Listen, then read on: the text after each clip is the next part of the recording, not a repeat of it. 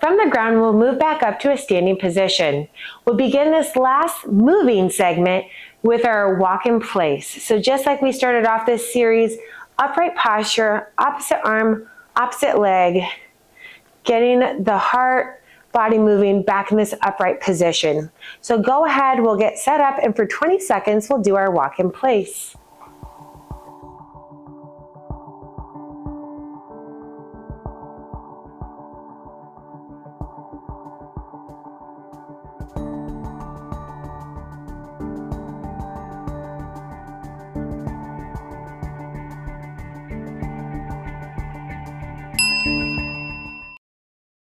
Next up, we have our forward big steps.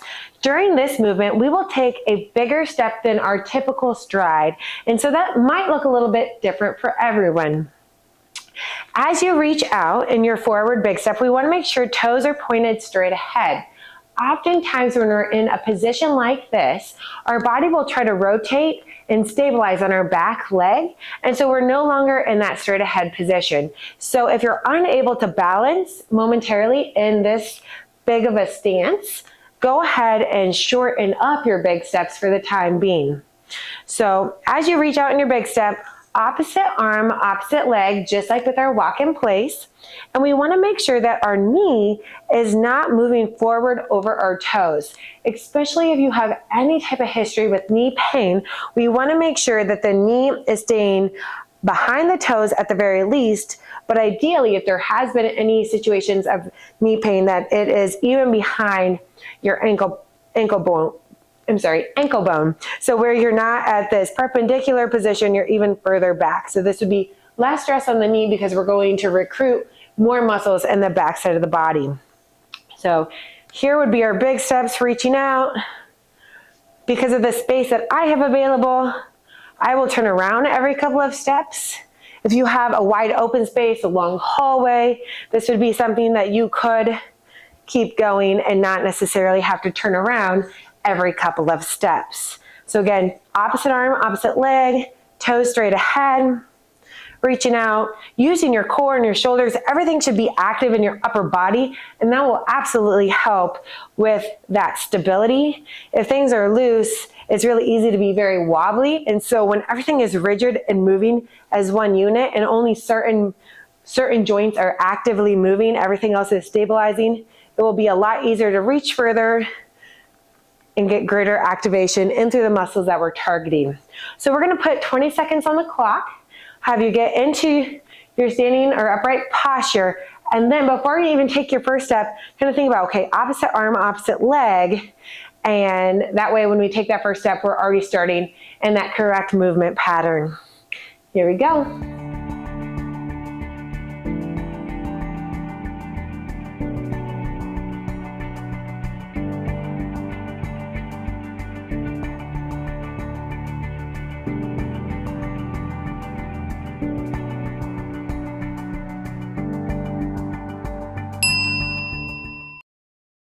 Next up, we have our backward steps. For this movement, we'll start off with a slight forward lean as you reach back. So for most of the movements we've talked about is this upright posture, and that still holds true on this movement, but we have that lean because we're reaching back, but we're still in a nice straight line. We'll reach back. As we reach back with one leg, that arm will come forward. So here we're in that opposite arm, opposite leg, and then we'll switch them both. So don't be afraid to slow down this movement so that you know you have that opposite arm, opposite leg movement pattern. It can be amazing how, once you get it in a forward position, how different it feels in a backwards moving position. So slight forward lean, want to make sure everything is active so that we're not hunched, that we have some good activation, and that all those muscles are active and helping us stabilize so that we have really good balance as we're moving backwards. So again, just a quick demonstration, reaching back, opposite arm, opposite forward, stay in front, and then you'll switch them both. So we'll go ahead, we'll get set up for your backward steps. We'll put 20 seconds on the clock and we'll begin.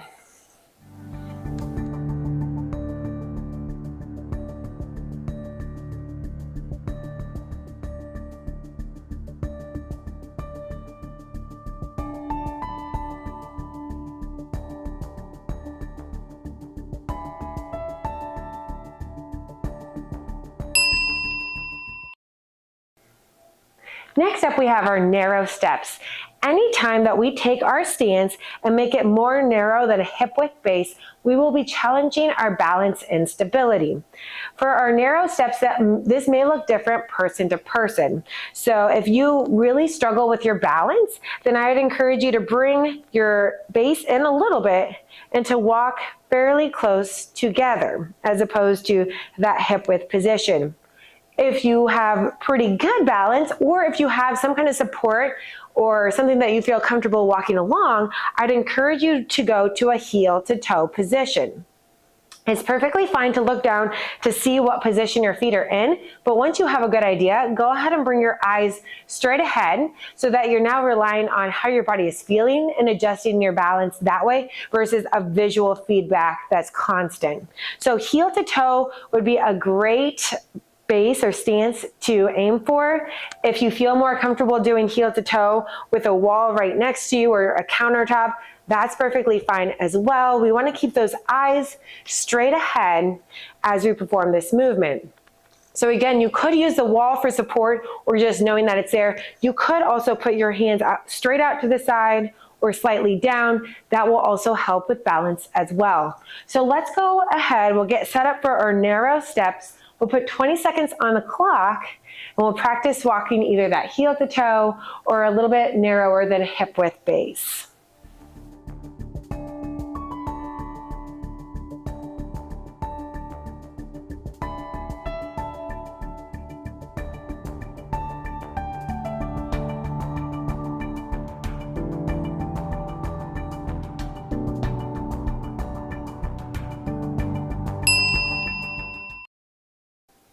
Next up are our side steps. So we'll begin with toes straight ahead and hands on the hips or by the side. When we start in this position, it can be really common to want to rotate and lead with that moving leg, but we want to keep an eye on things and make sure that as we're reaching out, those toes are staying straight ahead. So we're truly working our hip stabilizers. So toes will stay straight ahead throughout the entire duration of the movement. And as we're doing our side-to-side movement, we want to keep your hips and shoulders a consistent height so that we're not traveling up and down each repetition. So toes straight ahead, nice consistent height. And if you see from the side here, I want to point out the position of my knees. So my knees will be behind my toes. If you deal with a lot of knee pain or stiffness, you could, as long as everything's locked in place here, you could push those knees back even further or stand up higher to take some pressure off of them. But we really want to make sure that we're not in this position as we're doing your side steps, that instead you push those knees back, torso comes slightly forward or up. So that would all be that angle of the lower leg. One last thing to mention on our side step. So when we're in this position, our trail leg or the leg that's staying in place, I like to think about pushing with this leg so that you get a lot of activation on the inside and the outside. And then you're reaching with this leg. So you're actively pulling across. So push and reach and then reset. So here will be my push and reach and reset. And when you can feel that push and you can feel that reach, you're really stabilizing the legs from all sides. What this can look like if there's not that activity is when you push and you reach, you kind of rotate or fall into this position versus this position. So again, when we reach, we want to make sure this knee is not falling in, this knee is not collapsing in, and I'm kind of over exaggerating. Even if it is in this position, you still have that room to widen everything to activate those glute muscles. So go ahead and keep an eye on your toes so they're straight ahead. We want to make sure those knees are back and that we're traveling that same distance. And as we do that, we want to make sure everything is active. We're not collapsing inward. And if you find that you can't reach out very far without collapsing inward, then it is best to step and travel a shorter distance with each step. So that will make it easier to drive out, reset, drive out, and reset, stabilizing again from all directions, making sure our knees are healthy on the front and the sides. So let's go ahead. We're going to get set up by putting 20 seconds on the clock. Slight bend in those knees and the hips, toes straight ahead, and begin.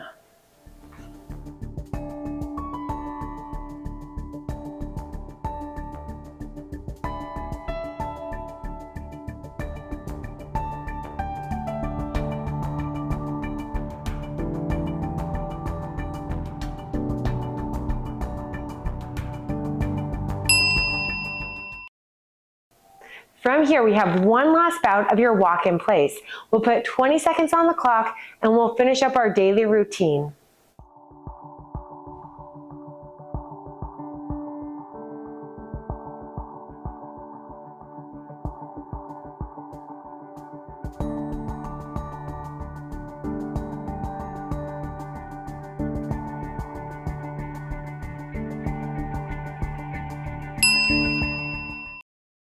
This will wrap up our daily routine walkthrough video. You can refer back to this video anytime you have a question on any of the movements and how to perform them, or what some of those common compensations are.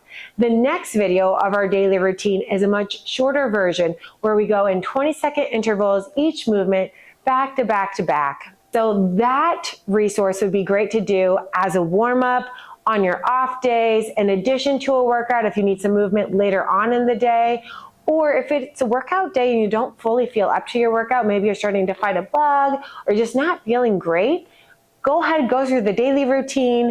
It will help everything get moving without wearing any one area down. Good job.